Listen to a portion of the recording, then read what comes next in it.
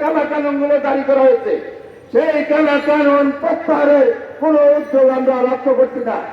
আমরা খুবই উদ্বিগ্ন, উৎকণ্ঠার সাথে বলছি, যারা চেয়ারে বসে আছেন, সচিবালয়ে বসে আছেন, ফ্যাসিবাদের পথ অনুসরণ করবেন না। এদেশে গণতন্ত্র ফিরিয়ে দিবেন এবং সংবাদপত্র বিরোধী যত কালা কানুন আছে সকল কালা কানুন অবিলম্বে প্রত্যাহারের উদ্যোগ নেবেন।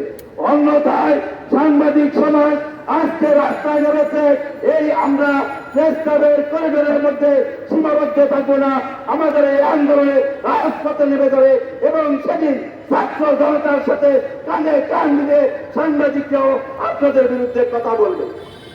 আমি আজকে জাতীয় নেতৃবৃন্দ এখানে উপস্থিত আছেন, তাদের উদ্দেশ্যে একটি কথা বলতে চাই।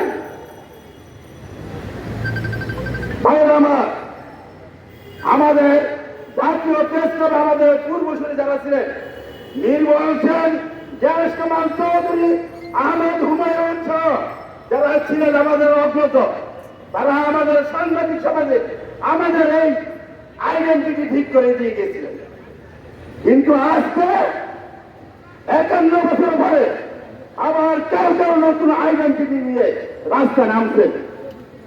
বাংলাদেশি জাতীয়তাবাদী যারা বিশ্বাস করে তারা এই ব্যানারের তলায় উপস্থিত আছে এবং এই ব্যানার নিয়ে তারা গত 5 দশক আন্দোলন সংগ্রাম করেছে।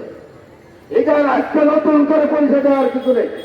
সুতরাং আমাদের বিরুদ্ধে যে ষড়যন্ত্র করছে, বেশি সরকারের দোষদের লেলিয়ে ষড়যন্ত্রকারীরা আমাদের মধ্যে বিভাজনের যে উদ্যোগ নিয়েছে, এর বিরুদ্ধে আমরা সকলেই যার যার অবস্থান থেকে সজাগ থাকবো, সতর্ক থাকবো।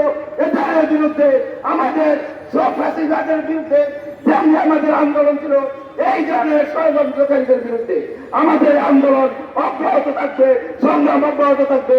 এই আহ্বান জানিয়ে, সেই সংগ্রামে আপনারা থাকবেন, এই আহ্বান জানিয়ে আমি আমার কথা শেষ করছি।